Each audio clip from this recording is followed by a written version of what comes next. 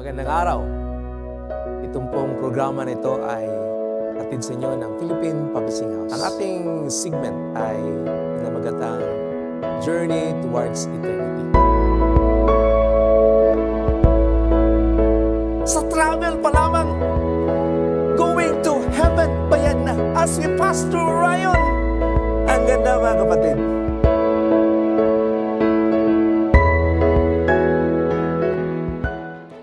Welcome sa ating program, Journey Towards Eternity. Maganda ang ating tatalakayin ngayon dahil we will be talking about God is eternal. At kasama tayo sa pagiging eternal ng ating Panginoon kasi mga anak tayo ng Panginoon.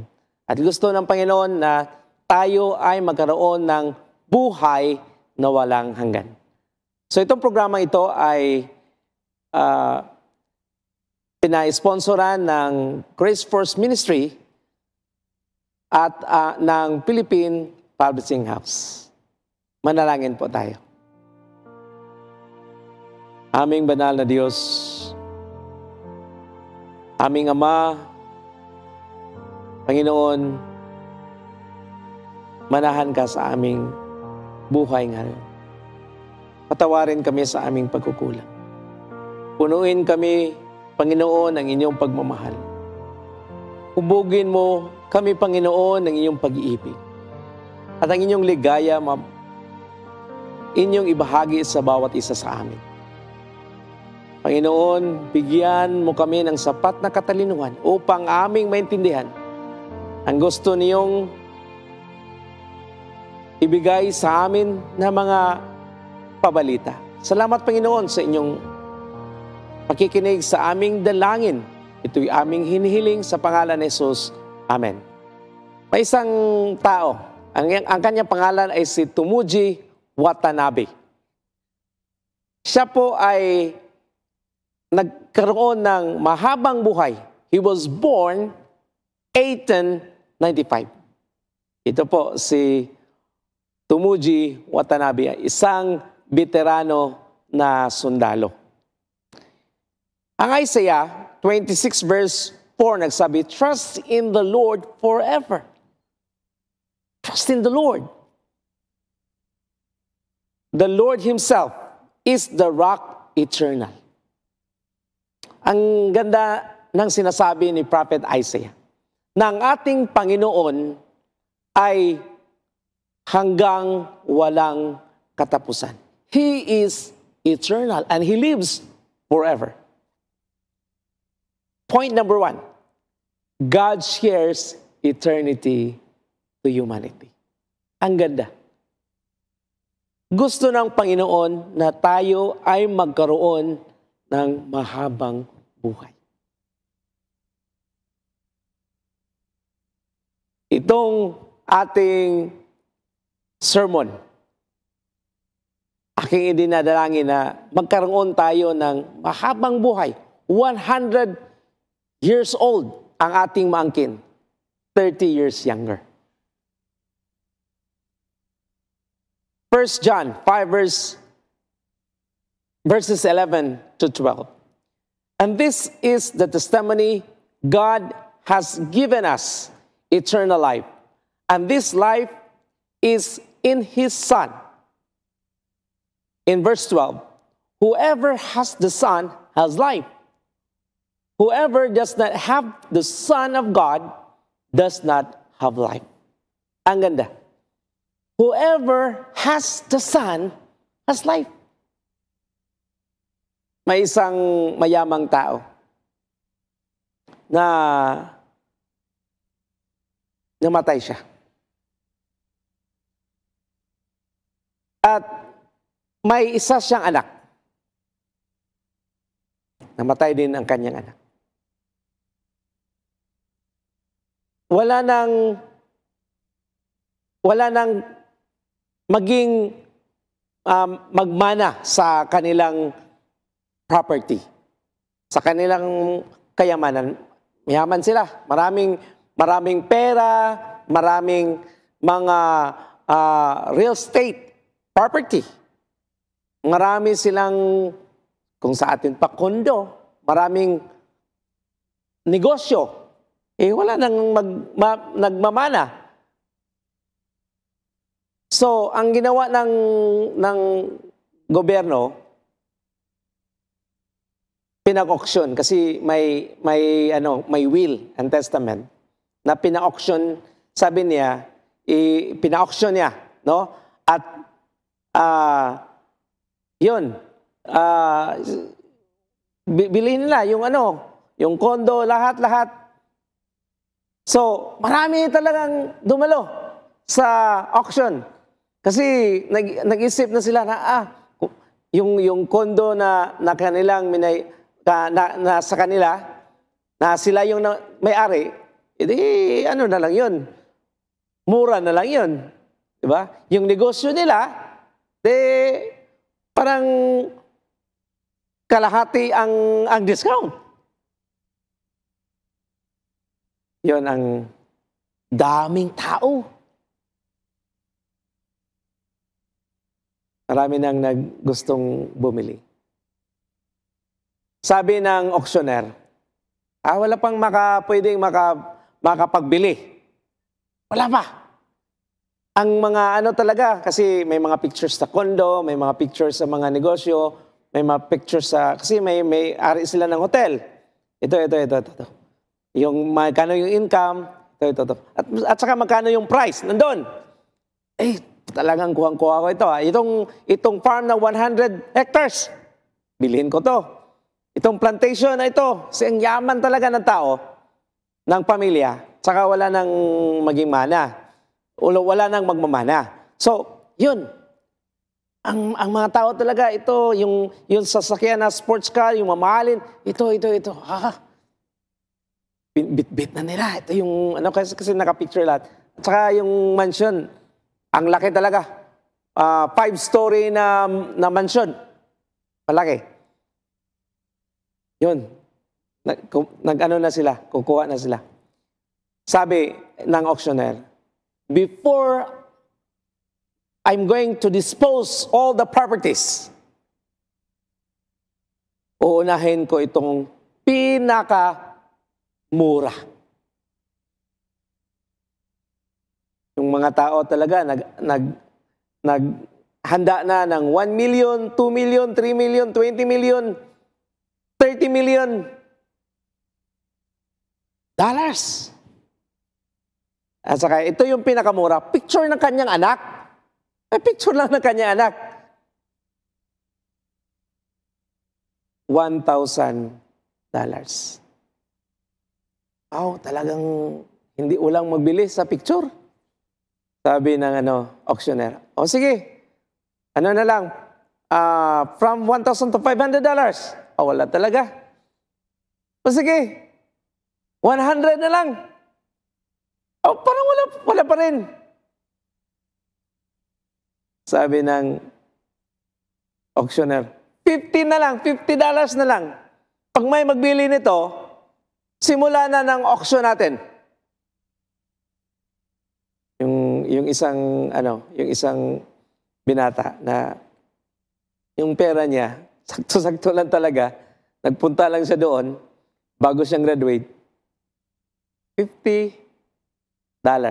Sir, ako na yung bibili kasi walang bibili nito. Okay, binigay niya yung picture ng painting ng picture ng anak ng may-ari. Namatay na din yun kasi kasama siyang namatay. Sabi ng mga tao, sige, simula na. Ako, bilhin. Wait. Sabi na, wait. Diba? Sige, bilhin na namin to. Ilan to? 30 million. Bibilhin na namin. Wait muna. Saglit lang. Sabi ng may-ari, sa kanyang will, wala talagang pwede magdebate dyan. Kasi will ng isang may-ari. Sabi niya, sino yung makabili ng picture ng kanyang anak? Siya ang may-ari sa lahat. Siya yung may-ari lahat. tapos na ang ating auction. Ay talagang ang mga tao, malungkot talaga sila. At saka yung binata naman na bago lang graduate, ang saya niya. Siya ang isang tao na nagmamana sa lahat ng ari-arian sa isang pinakamayaman na tao sa kanilang bayan. Yun. Ganon din tayo. Pag nakuha natin ang anak, ang Panginoon sa Jesus, kuha natin lahat, mga kapatid. Itong tao na to, the oldest person living on this earth, noong February 4, 2022, Juan Vicente Perez from Venezuela has been officially confirmed as the oldest person living. Ang kanyang edad, 112 years old and 253 during the time. Ang tanda-tanda na niya.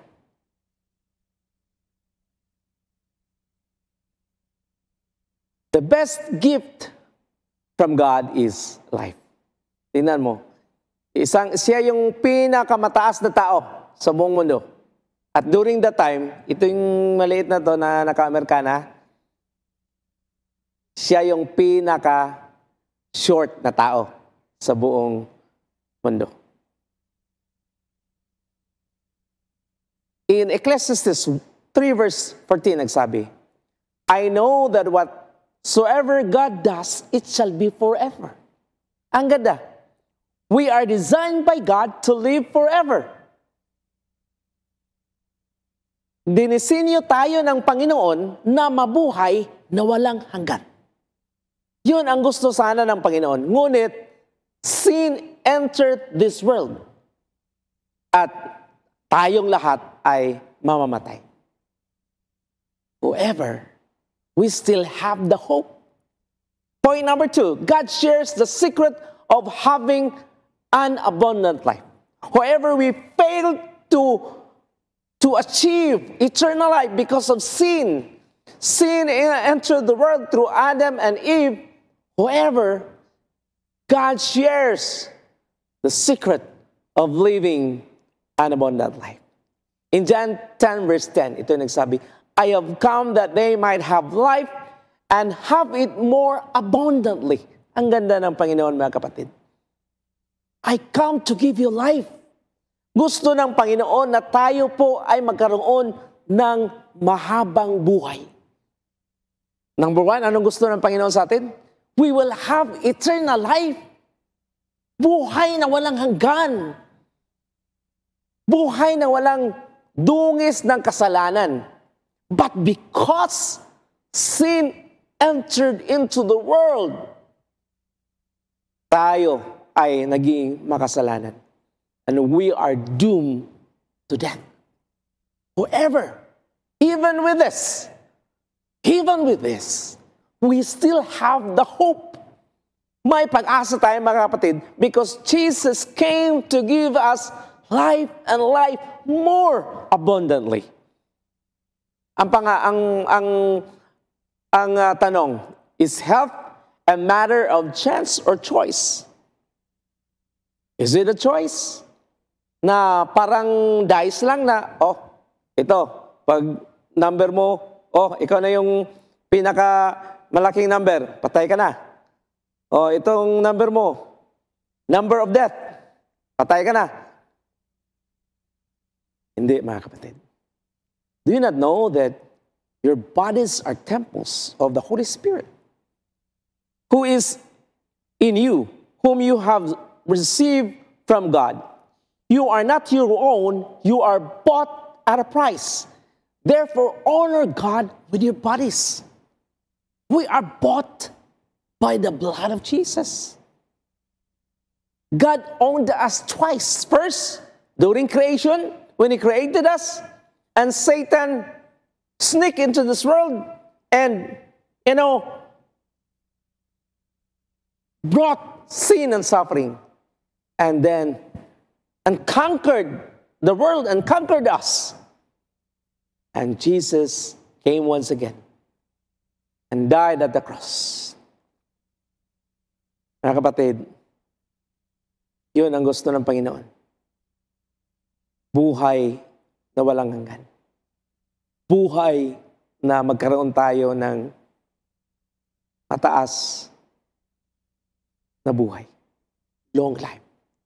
However, pag hindi natin sinunod ang anong gusto ng Panginoon sa atin, baka magkaganito tayo.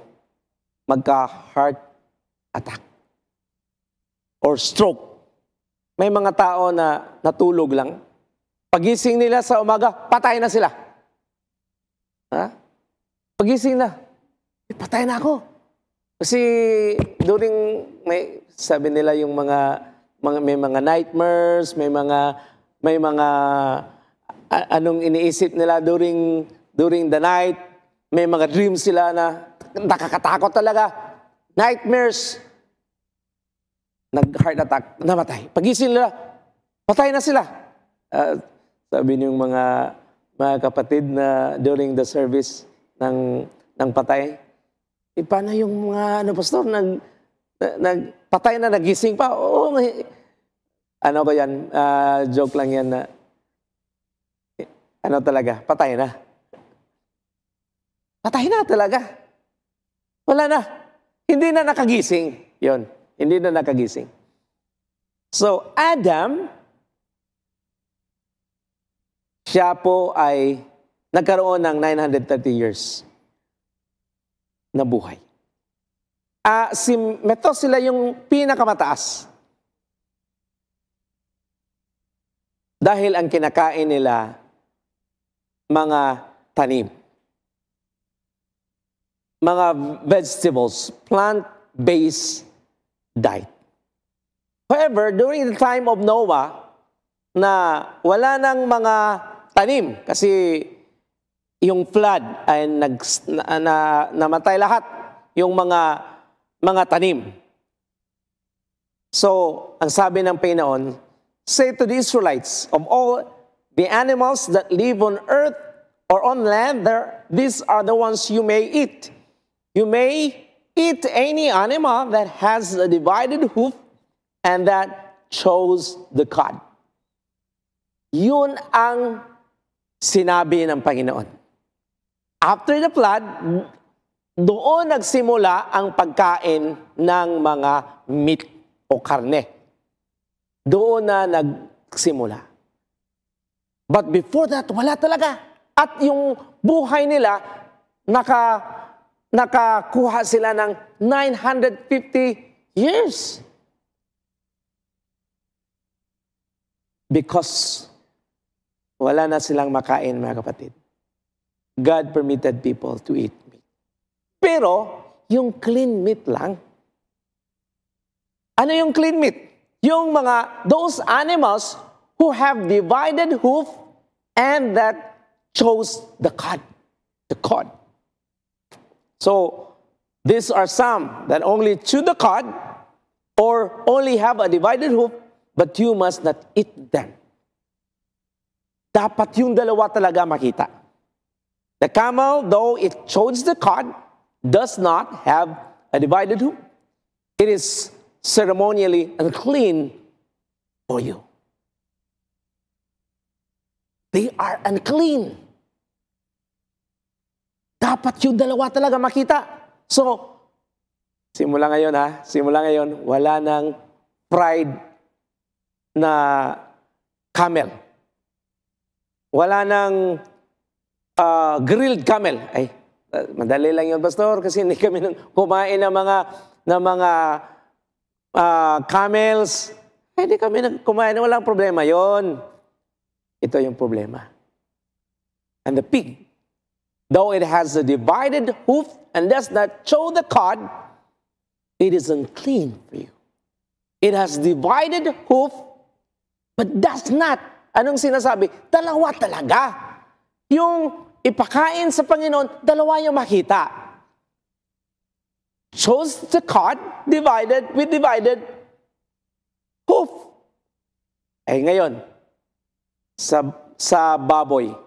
Sabi pa nga, you must not eat their meat or touch the carcasses. They are unclean. Ano yan? Madumi. Dirty. Dr. McNaught found that one of every 4 pork specimens have living trichina larva in it. Sa isang, bakit hindi ipakain? Kasi yung mga mga unclean animals, yung mga yung nila, yung nakita natin na wala sila, they don't have the divided hoof and they do not chew the cud. Yun mga unclean animals yun, including pig. They are scavengers. At sa baboy, karne ng baboy, 50 million trichina larva ang nandun. Di talaga. Kasi, ano yun? Mga scavengers. Isaiah 66 verses 15 to 17. For behold, the Lord will come with fire, and the slain of the Lord shall be many. Those who sanctify themselves and purify themselves to go to the gardens after an idol in the midst, eating swine's flesh. Ang sabi pa dun, eating swine's flesh. Kumain ng karne ng baboy. The abomination, the mouth shall be consumed by fire. Grabe talaga yung judgment ng Panginoon, mga kapatid. Kasi gusto ng Panginoon na magkaroon tayo ng mahabang buhay. At saka, sa ano naman, sa mga, ano bang ipakain doon sa dagat, doon sa tubig? Those who have fins and scales. So ito yung mga walang fins, walang scales. Ito yon. So, from now on, hindi na tayo kumain dito. Shellfish are dirty and dangerous, according to Prevention Magazine. And even Dr. Bruce Hadstead, the marine biologist, siya ang nagsabi na hindi kayo kakain dyan. Siya yung inutusan ng US government na, pag yung mga marines nandyan sa dagat, wala na silang pagkain, ano bang gawin nila? So, nag-research si Dr. Bruce at nakagawa siya ng isang aklat. Makapal na aklat. And finally, during the lecture he did to the Marines, sabi niya, siguro makalimutan nyo yung 1 week natin seminar. Ito lang palatandaan ninyo. No fins and no scales, they are dangerous. So, hindi talaga. Even Peter, hindi siya kumain.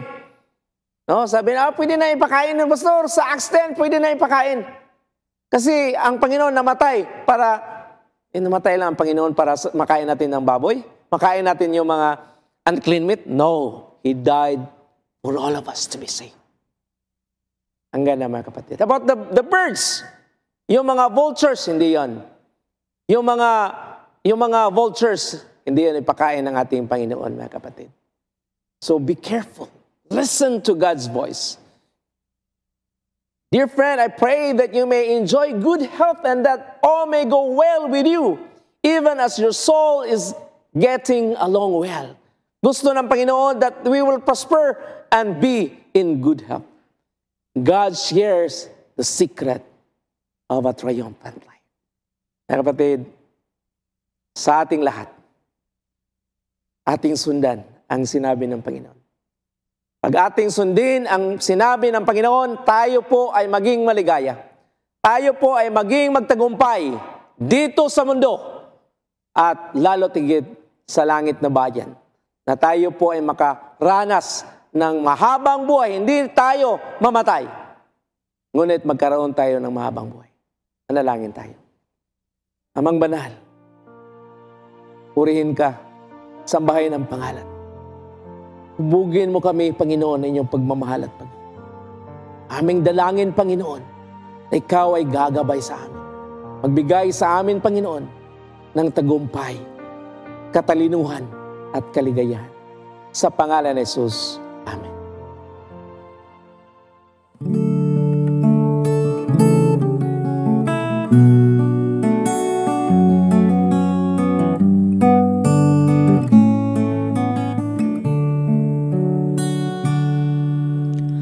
Bakit mo nilimot si Jesus sa buhay mo?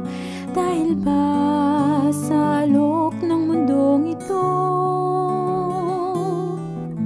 Pinagpalit sa tanawin na walang kabuluhan at mga bagay sa sanlibutan.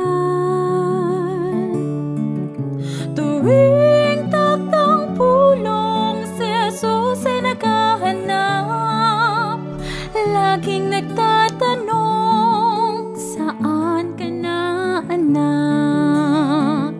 Alalahanin mo, ang buhay mo ay hindi sa'yo. Ito'y hiram lamang sa Diyos, nasa atin ay nagmamahal.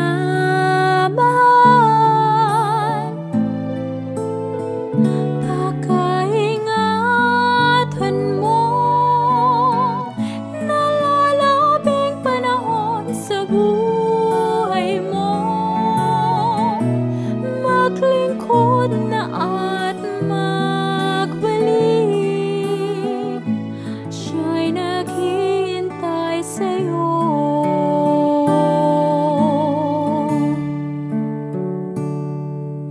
Unti-unting nagbago ang takbo ng buhay mo, sa pagsambay di na dumadalo. Natatakot ka marahil na ikaw ay magkulang, pangangailangan mo'y di na matustusan. Paglalo sa simbahan, ikaw ay nawawala, pati pagsampa sa tahanan, di mo na ginagawa. Alalahanin mo, ang buhay mo ay hindi sa'yo. Ito'y hiram lamang sa Diyos, nasa atin ay nagmamahal.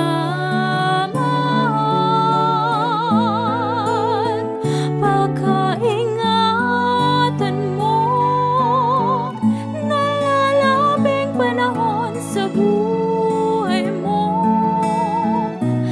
Maglingkod na at magbalik, siya'y naghihintay sa'yo. Oh, alalahanin mo, ang buhay mo ay hindi sa'yo. Ito'y hiram lamang sa Diyos, nasa atin ay nagmamahal. Pakaingatan mo, nalalabing panahon sa buhay mo. Maglingkod na at magbalik, siya'y naghihintay sa'yo. Maglingkod na at magbalik, siya'y naghihintay sa'yo.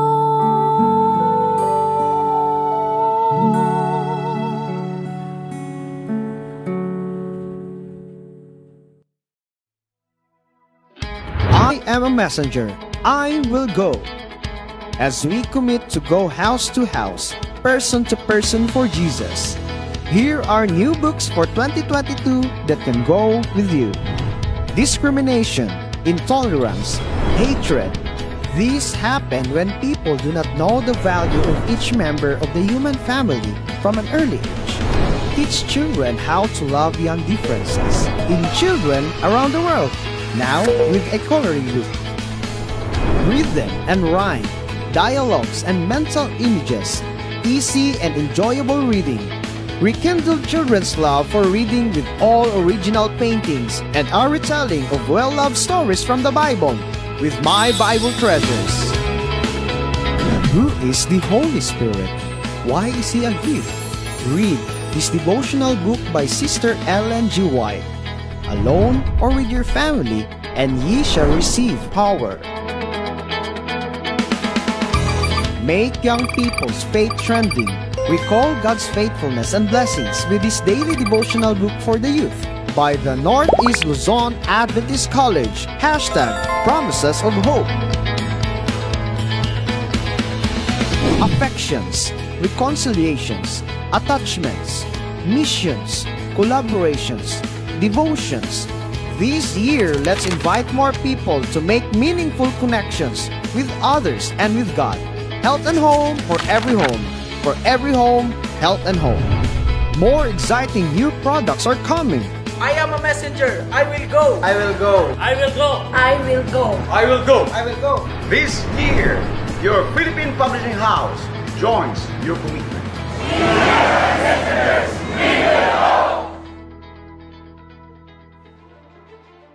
Greetings from Philippine Publishing House sa lahat nating mga viewers, mga kaibigan, mga kapatid dito sa bansa ng Pilipinas, sa ating mahal na mga lead administrator sa SSD, sa Union, Mission Conferences, sa lahat ng mga member ng ating local church. Kumusta po kayo? Sa oras na ito, dito naman tayo sa ating program tungkol po sa kalusugan. Ngayon, kumusta ang lahat ng ating mga kaibigan, sa ating mga administrator sa North Philippine Youth Conference, sa ating mahal na Presidente Pastor J. Cahobi, and ating Central Philippine Union Conference, Pastor Berliso, and sa Mindanao Western Philippine Union Conference, Pastor Jerry Patalinghog, and sa West Philippine Union Mission, Pastor Danny Palomares, at sa ating mga mahal na mga mission conferences administrator, Pastor John. Greetings sa ating mga kapatid na nandyan sa inyong mga tahanan. Galing po sa Philippine Publishing House. Kami po ay nagagalak na kayo po ay nagsuporta sa gawain ng ating Panginoon sa mga tao sa buong Pilipinas. Pastor Long. Yeah. Saka sa mga supporters natin sa ating programang ito, mga viewers natin, sana ang Panginoon ay magbigay sa inyo ng maraming pagpapala at ang kanyang banal na basbas mapa sa inyo. Sana harinawa, Pastor John, na ang ating mga kaibigan ay makikinabang sa programa na to, at salamat din sa pamumuno po ng Hope Channel Philippines na meron silang pusong matulungin, maunawain, na merong pagmamahal habang naglilingkod dito sa ating bansa ng Pilipinas. By the way, sa ating mahal na administrator ng ating Philippine Publishing House, ang ating mga officers, ang ating mahal na Presidente, Pastor Leonardo C. Hiasa Jr., at ang lahat ng mga managers sa buong bansa ng Pilipinas, mga director, mga APML, at mga literature evangelist. Kumusta po kayo? At harinawa na ang Diyos ay mangunguna sa araw-araw nating paggawa sa kanyang bukirin, Pastor John. Ang ganda talaga, Pastor Long, na tayo po ay makapagbigay ng mga pabalita sa ating mga kapatid, mga kaibigan sa mga kababayan natin sa buong Pilipinas. At may aklat tayo na pinamagatang The Ministry of Healing. So itong aklat na ito, Pastolong, ang ganda talaga dahil importante ang healing in the family. Ang sabi ng ating author, isang well-known at popular author na si Ellen White. The world is sick, and whenever the children of men dwell, suffering abounds. On every hand, there is a seeking for relief. It is not the Creator's purpose that mankind shall be weighed down with the burden of pain. Hindi talaga gusto ng Panginoon na tayo po, Pastolong, ay magkasakit. Totoo yan. The world is sick, sabi ng ating author. At kailangan natin na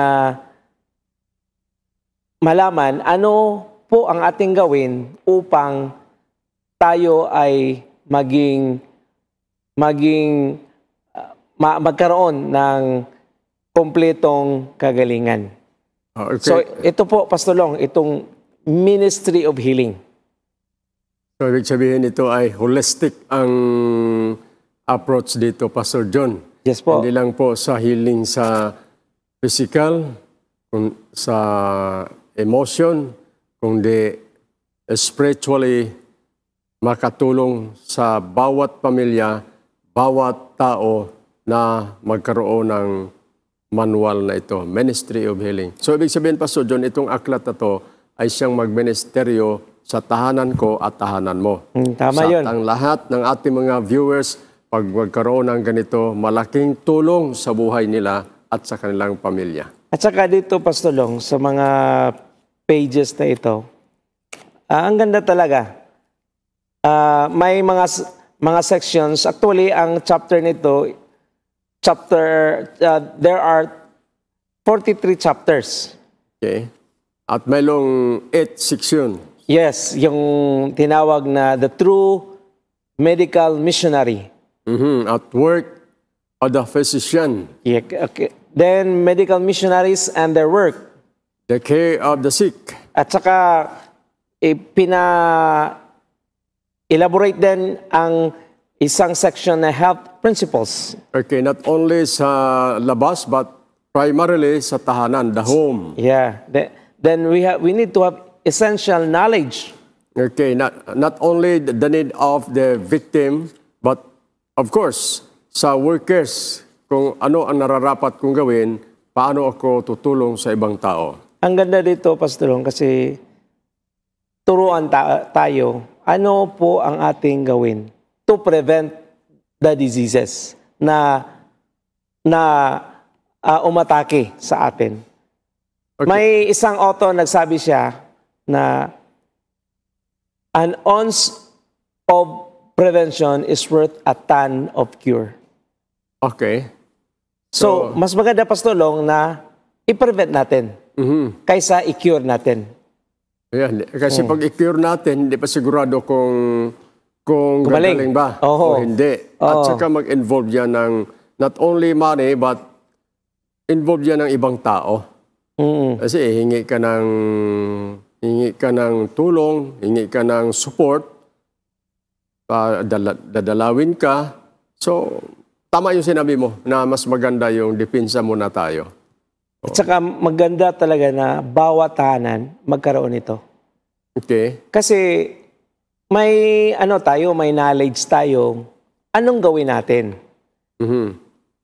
Yung mga doktor natin, sila ang hindi talaga ang magbigay kagalingan. Ang Panginoon talaga, Pastor Long. Yeah, of course, number one ang Diyos. Ang Diyos talaga yung magbigay ng kagalingan sa tao.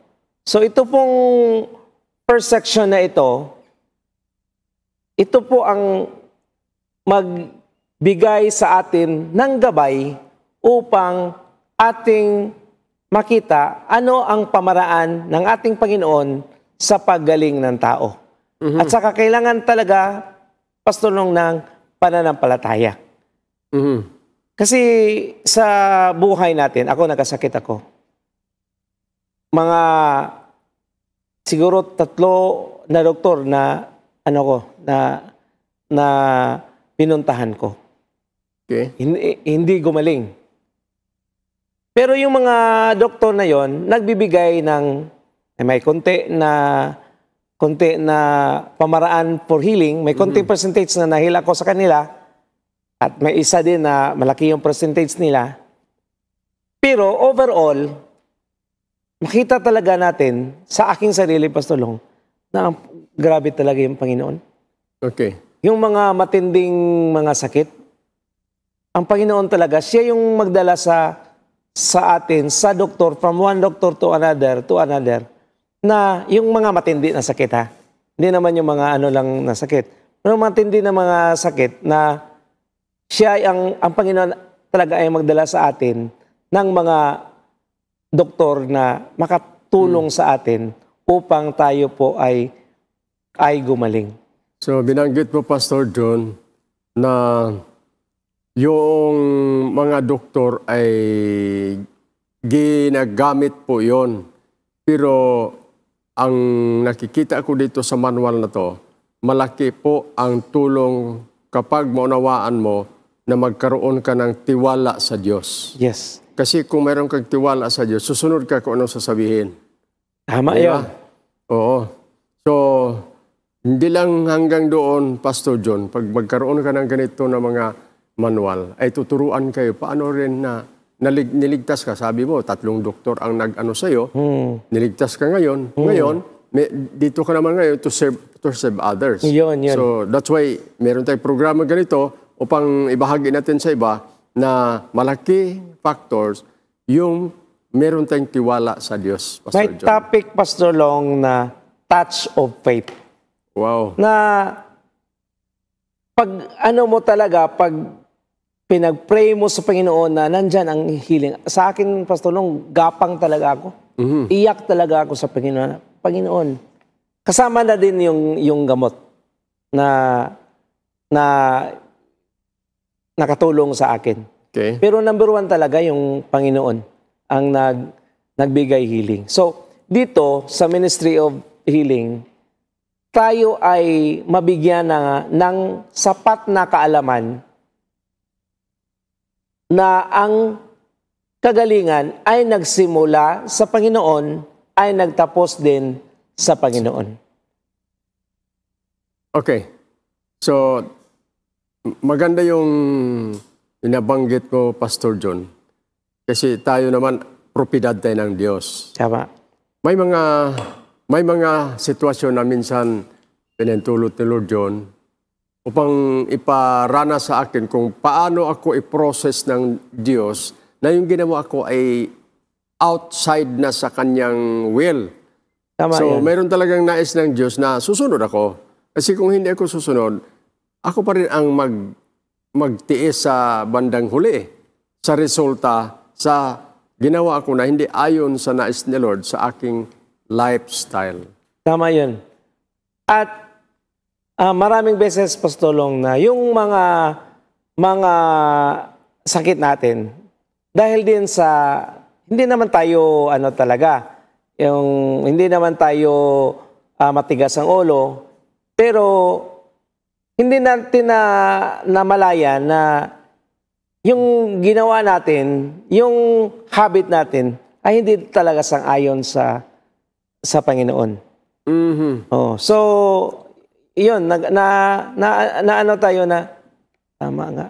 Kasi nung nagkasakit ako, kasi sa isip ko, ako na yung tama. Oh, tama yung Pero pag nagkasakit ako, hindi pala ako tama. Kasi may magsabi, ito. Yung parang ganon. At saka very dependent talaga tayo sa Panginoon. At it reminds us na tayo lang ang tao at makasalanan. Vulnerable tayo. Even if we are careful to our health, nandyan pa rin yung tama ng sakit sa atin. So, Pastor John, binanggit mo yung karamdaman. hindi ibig sabihin na tayo ay mga anak ng Diyos, na hindi tayo magkakasakit. Tama yun. Binanggit ko kanina na ang Diyos ay maraming paraan na paano ako i-process upang ako'y makatulong din sa ibang tao. Kasi kung maranasan ko yon, tapos na aplikar ko yung pamaraan ng Diyos na bagbaguhin ko yung lifestyle ko. Halimbawa, ako ay palaging nagpupuyat. Ay, hindi naman yun, ayaw ng Diyos yun. Sa ayon, Oh, I mean, tapos, hindi yan maganda. Tapos ako ay palaging nag-iisip ng mga bagay na imposibleng ipagkaloob ng Diyos. Ay parang hindi naman maganda yon. So, Pastor John, itong manual na to, itong guide na to, napaka-holistic ito. Hindi lang po sa isang bagay, kundi lahat ng aspeto ng buhay ng tao ay mapangunahan sa manual na to, Pastor John. Ang ganda din, Pastor Long, na sa mga doctors natin, ano man ang religion nila, maganda itong basahin. Kasi nandun din yung work of the physician. Okay. Kasi yung natin, example natin, yung model natin, ay ang ating Panginoon. So, ano yung gusto ng Panginoon na isang asal or isang gawain ng totoong doktor nandyan sa Panginoon. How He cared for the sick and hopeless and suffering. So, ito talaga, kung ikaw ay isang doctor, nurse, or ikaw ay isang medical practitioner, ang ganda talaga na yung yung trabaho mo ay lalong gumanda at lalo pang ma-enhance mo ang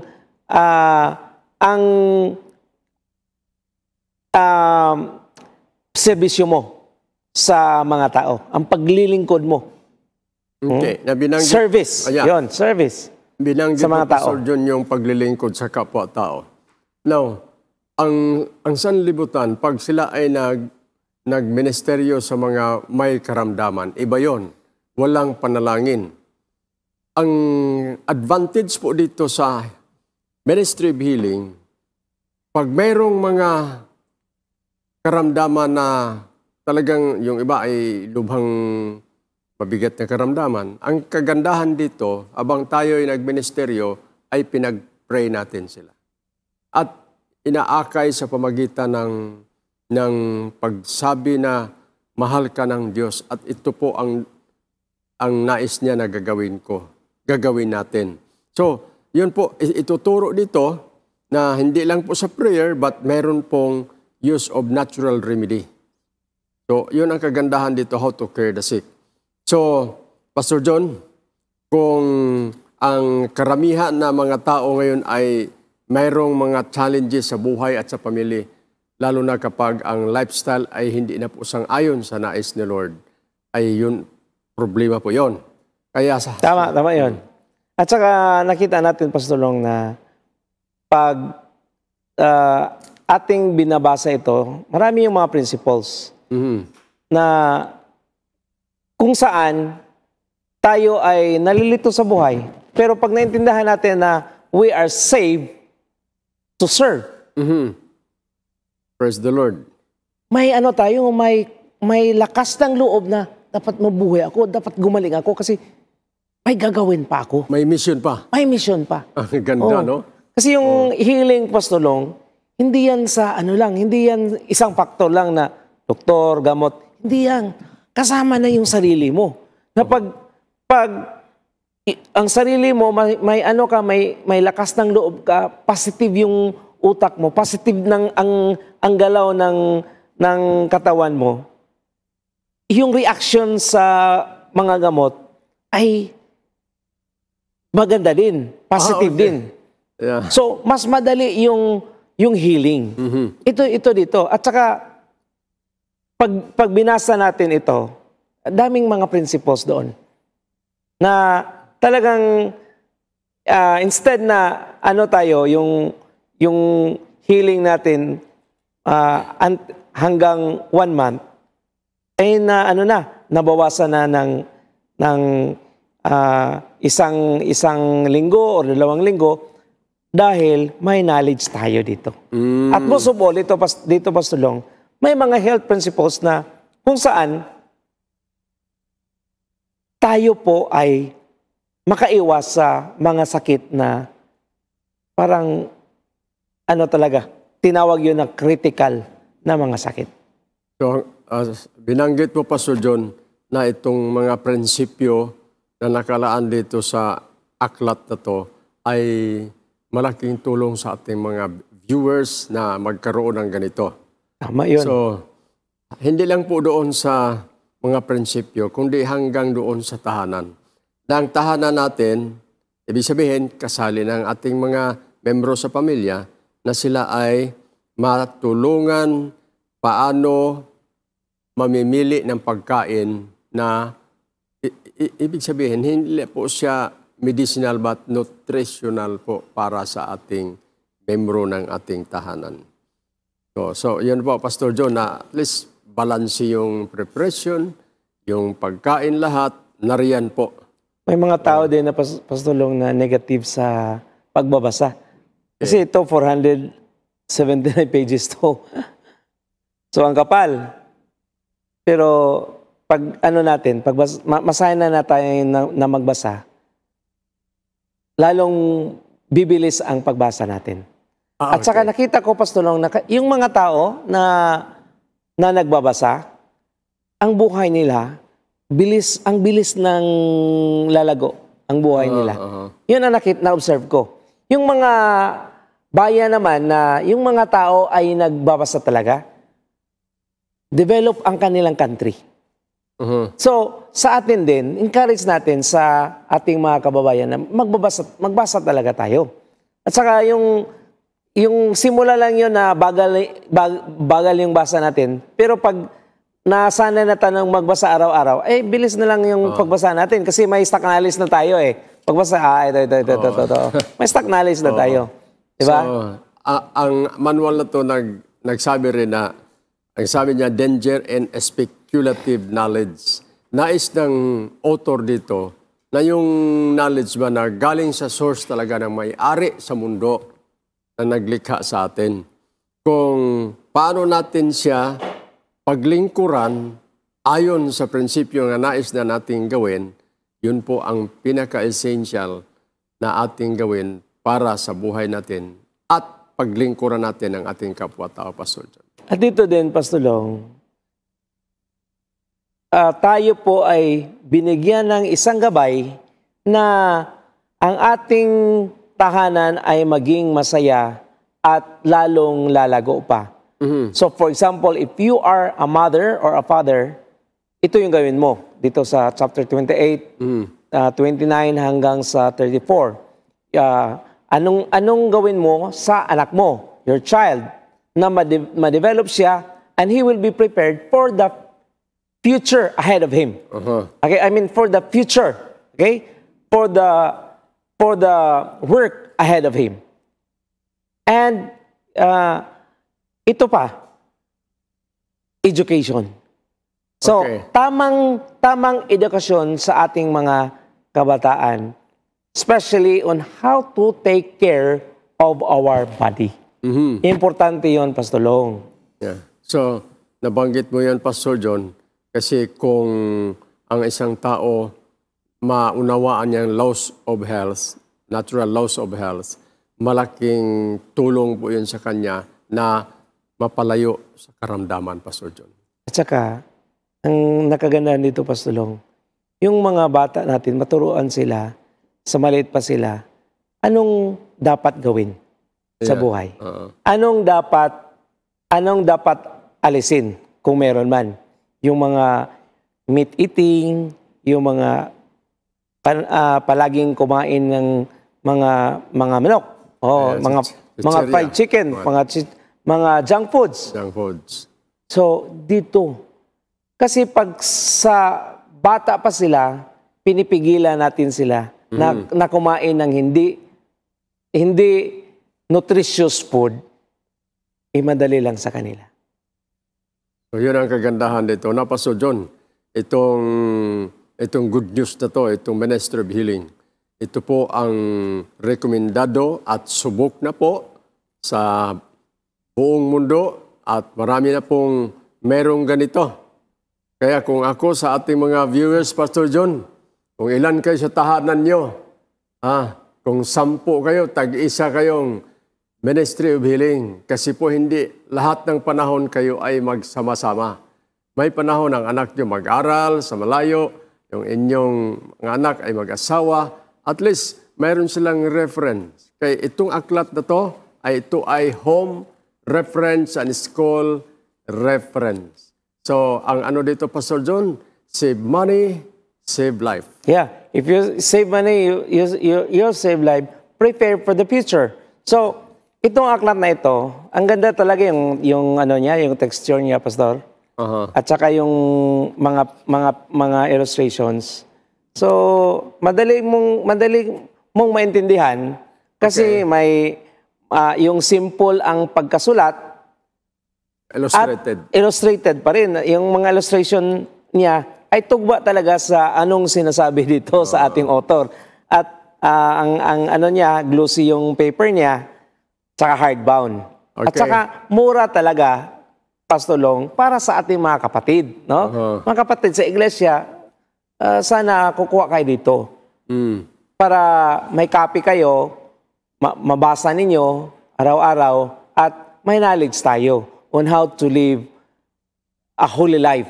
Para sa akin, Pastor John, hindi sana ang marekomenda ko sa inyo, mga viewers, mga kapatid, mga kaibigan, kukuha na kayo. Kasi subok na po ito at marami na pong mayroon na ganito at ngayon na magpa-reserve na kayo sa ating mga literature evangelist, sa ating mga director, sa ating chase manager kasi po ito ay limitado ang stocks, Pastor John. Okay. Pastor Long, wala na tayong panahon. That's the reason why I encourage them to have this book para mas yung sinasabi natin, mas marami pa silang makukuha dito na mga knowledge. So prayer tayo, Pastor Long. Okay. Mga bagay na Diyos, Amang Banal, salamat Panginoon sa inyong pinagkaloob sa amin na pagkakataon na may bahagi namin ang isang magandang mga paraan sa tahanan, anong paraan sa kagalingan at sa pagministeryo, Panginoon, ng kagalingan.